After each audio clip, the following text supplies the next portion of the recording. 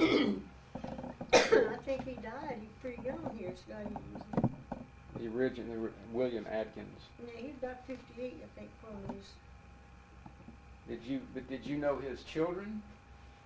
Yeah, my grandfather, Daddy's father, and Clyde's father, and then Uncle Wid, and Uncle Stonewall. I knew those. All the rest of them were dead. I didn't know any of the daughters. They all died.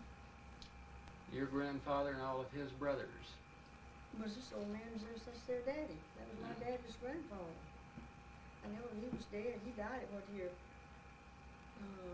1810 from 1869 to 59. She lived to be about 72 or something. Don't you think she was Indian? Maybe some. That's just a painting. That picture was on the wall. They took this off. It was a big painting, big picture like that. And it was all big gold frame. On what wall? Yeah, they're living with my grandmother's home. And I don't know who that may got the frame. Somebody else got the picture, but they kept the picture. And I always thought she looked like an Indian to me. She must have been Indian somewhere there. So you knew Uncle Wib? Yeah, he was he's the one who lived down there. We lived down there. What was his real name? It wasn't Wib, was it? William, I think. Okay, he was a William. I think so. Anyway, that's all we ever could say. We never see we were kids. We couldn't call him. What happened? He lived there with Aunt Edna, with Clyde's daddy, you know. That's he's born there. They're all born there.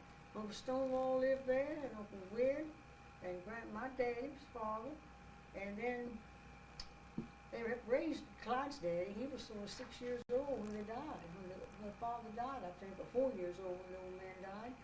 And these youngest brothers, they stayed then, just ran the place. I mean, took care of the farm, made the crops, and raised him. And he got 17 years old. He told him he wanted he was going to have the home place. So that was it wasn't. This is Clyde's father? Yeah.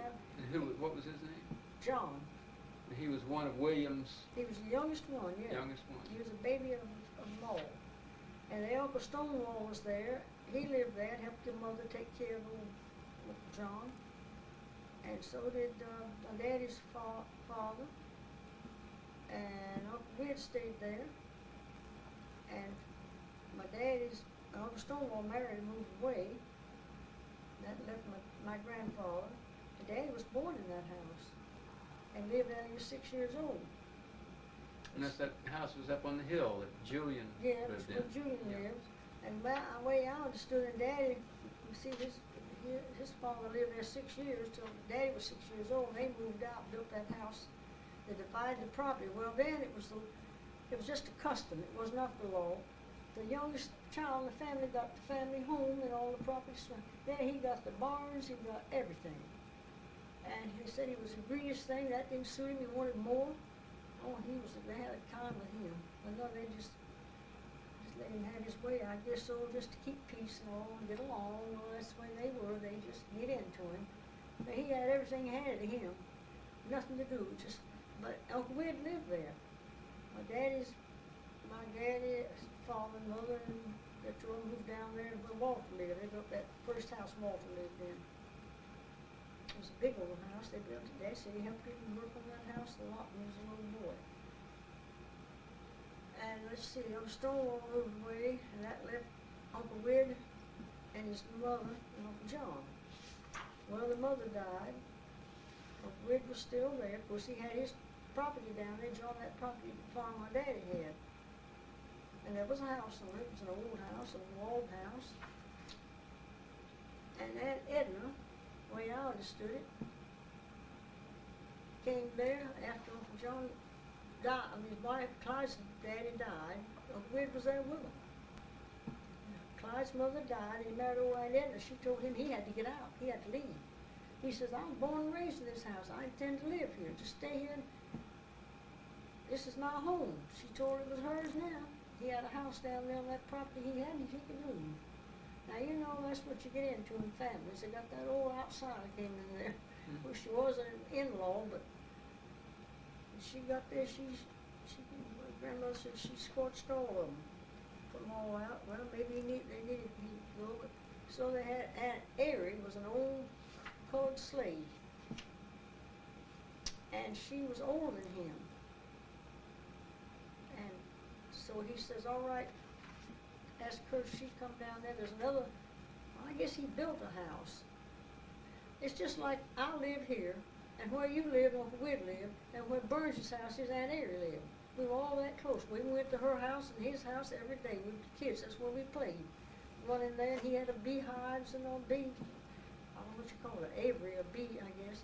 And fruit trees, had all kind of And peaches. Aunt Airy was, Took care, they called her housekeeper. She didn't live in the house with him. She had her little house. She cooked his and meals. she lived by herself.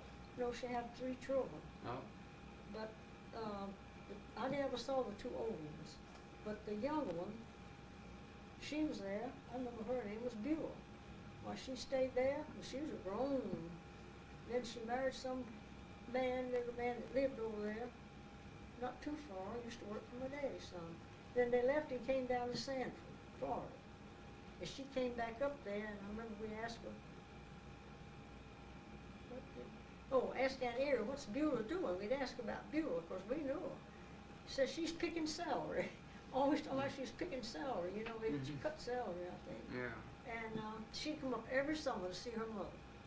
And she stepped there about 3 weeks, and we'd go down there and she'd laugh. She was always telling us stories, you know, how they, back then they were different from what they are now. Well, we stayed there, and Aunt Airy would make candy and make cookies. She'd give us some. When she'd get the dinner cooked, she'd take Uncle Quids over to his place.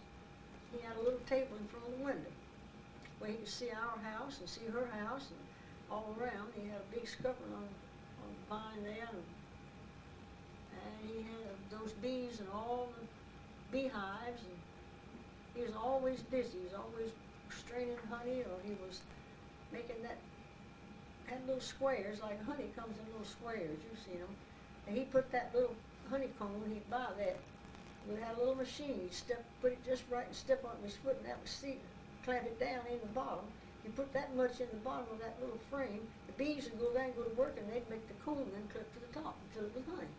Then when it got full, he'd go rob the bees. He had a hat with a veil, he had a smoker, he'd smoke them all out, get the honey, you know, and lift that hive off, and he'd have another to sit on in place of it. And then we watched him do all of that. Daddy said he made liquor. Down there making liquor, I said, what did he make it? He made it out of, I don't know what he made it out of. He had grapes down there, and he wouldn't let us touch them. Went down and got some grapes in there. He said, oh, no, don't you never touch Mr. Willie, because she called him Mr. Willie. Don't you touch Mr. Willie. She never said Mr. Willie, Mr. Willie. Don't you touch Mr. Willie's grapes. Oh, no. Said he'd be so mad. I think he was must have been making wine or liquor or something. Yeah. But Daddy said he went down there one time. They sitting in his house, just Uncle Weird, had a great big wash tub, and he's sitting there stirring and cooking. And that was liquor. Daddy said, don't you know if the revenue officers came through here, you'd be in jail? Says you can't do that. So you sitting right in the door, stirring that liquor. Well, did the revenue officers come by much, or? Yeah, I think they must have, because Daddy got him and told me he had to stop that. No, he wouldn't let us go down there. So you're not going down there until Uncle Whit said, now I can let my children come back down here. So after that, I don't know what he did, but I never heard of him making any more liquor. He might have made it inside his house, but I don't know much about that. But I know one time he had a bottle, a tall bottle, to sit there. He kept it right by his little table where he ate, and he'd pour a little bit in a glass and put a little bit of water and sugar. He didn't weigh. Oh, he was the skinniest, littlest man. You talking about little? He wore size. Clyde said she and Uncle Whit wore the same size shoe. I think it was a 5 or a 6. Well, he'd always take that before he ate. And I said, what did you take? What's that you're drinking? He said, so help me eat. Said I can't eat if I don't have to have something to make me eat, otherwise I don't have any appetite. Well, he was dried up. You never saw such, and Clyde's daddy was too. He did the same thing. Clyde said he always had, they called it, I don't know what they called it, but he always had that before he ate. Mom said there wasn't any sense in it. Said they didn't have to have that. They just got started. What was it? Sugar? And whiskey and water. about this much in the bottom of a glass, about that much. They take a spoon and measure and put a little liquor, we call it whiskey, and then they put about a teaspoon of sugar and pour about that much water and stir it up and drink it. And they'd eat. Buy the whiskey at the store? I don't know where they got it. I also remember You that. saw a bottle. It had a big bottle of it, and had those bottles with the long necks.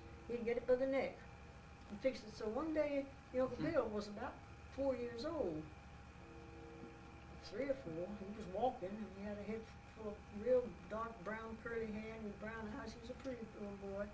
He went down there. We went down there all the time. That's about where we stayed most of the time. Well, he'd tell us stories. And he had an old organ, and he could play that a little bit, and he had an old fiddle, and he'd play that. And of course, we liked all that. He was good to us, and he'd go anywhere. He'd always bring us back a little. Quite an entertainer then. Yeah, and he could dance too. We watched him dancing, but they always said he was gonna get kicked out of church. The Baptists didn't allow dancing, you know. And he'd get down there. I watched him. He was there dancing, playing his fiddle, and he could dance. Daddy said he drank too much of that. He had a little bit too much to drink when he's doing all that. We'd tell him what we saw. And Uncle Bill came home one day and Mama said, he smelled something on his breath. He said, what have you been drinking? What you got in your mouth? Says, said Bill. He didn't call him Uncle Weird. He called him Bill back then. Some said Bill, some Uncle Weird. We always said, Francis, I know Uncle Weird. And he did too later on. Says, Bill gave me some booze. Told me it was booze. Who said this, Uncle Bill? Uncle Bill. He was about 3 years old, just barely could talk. And Mama went down there in a hurry. And she got on to him.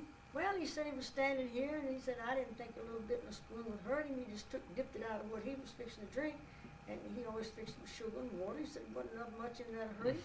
He said, I don't care. He said, don't ever give him the taste of that stuff again. He said, that's what's wrong with you. Well, what is wrong with She called him out and she told Daddy. He went down and had to talk with him, so we never heard no more about any booze. I said, Bill gave me some booze. I don't know if he ever remembered that or not. I never mentioned it to him anymore. Sounded like he was enjoying himself anyway. Oh, he was happy. Did he sing too, or just play the heard fiddle and dance? Play the fiddle, he'd dance a little bit, and he'd play his organ and just have fun when he felt like it. The rest of the time he was busy working. He worked all the time. And farm work? Not much in the farm. He did tend to his bees and had honey. And Daddy said he made liquor too, so I don't know. Daddy made him stop. He had to do something for money, for cash, so maybe he sold the honey, I guess. Yeah, he sold honey all the time. He took it in the town. People come out there and buy it. It's fresh honey, strained and good honey. And made a living at it. Oh yeah, he made his living that way, and he sold all. He had a crop. He had a farm. Daddy did all the farming for him. Plowed everything. And Erin used to, we'd go down there. She said, "Well, I got to go, children. I got to go pick cotton now." And then she'd come back and say, "We got some peanuts together." Well, she worked in the farm. Then she'd go cook his food and give it to him, and go back, wash his clothes, and keep his house clean. And back she'd go to the farm. And she raised a good garden. Always had a garden. And they had a cow, but then Uncle Weird got where he couldn't take care of the cow, and Aunt Erie said, it seemed like she got arthritis or something in one hand. I forgot what happened. She didn't like the milk or couldn't milk. So Daddy just took the cow over there and kept it. I remember called over, should born in 1919, he called over 19. Named this cow 19. She was an old spotted cow, I think they call it. What did they call her? What kind of a cow? Well, anyway, Daddy would milk a cow for him, and he'd take it in there, and they'd strain it up. I call Aunt Erie. She'd come get it. That's where it was. And give it to her in a bucket, and she'd bring a clean bucket to catch the milk in for that night. The milk. Well, now did she get paid for this, or she was don't living on their property? They gave her a place to live. And I fed her, and I guess gave her some money. She had a little money once in a while. Daddy'd take her into town with us, and we were all tickled to death, and Aunt Erie to go with us. And she'd go and buy whatever she wanted. She bought cloth. She's just like one of the family, no different than if an aunt or somebody was living there. I think they raised her. I think that grandpa, must have raised her. William, the original. She was of a slave nigger, but I don't know if she was a slave or was a